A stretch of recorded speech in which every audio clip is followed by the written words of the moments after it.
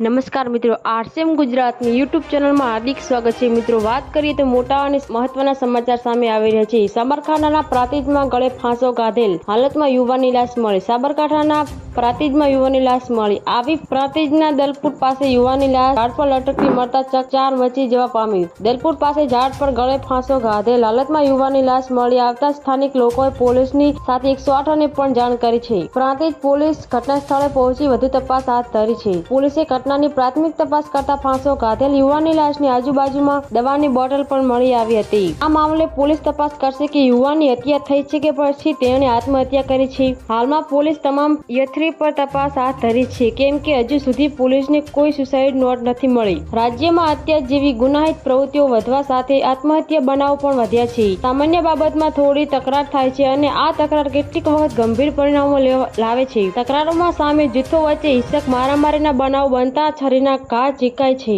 તો કેટલીક વખત અદાવત રાખી ફાયરિંગ પણ કરવામાં આવે છે, તો કેટલાક બનાવોમાં પ્રેમ પ્રકરણ અને આર્થિક તંગીના કારણે લોકો આત્મહત્યા જેવું અંતિમ પગલું ભરતા હોય છે। પ્રાંતિજમાં મળેલો યુવાનની લાશને લઈને પોલીસ હત્યા કે આત્મહત્યા છે મામલે તપાસ કરશે। જય હિન્દ।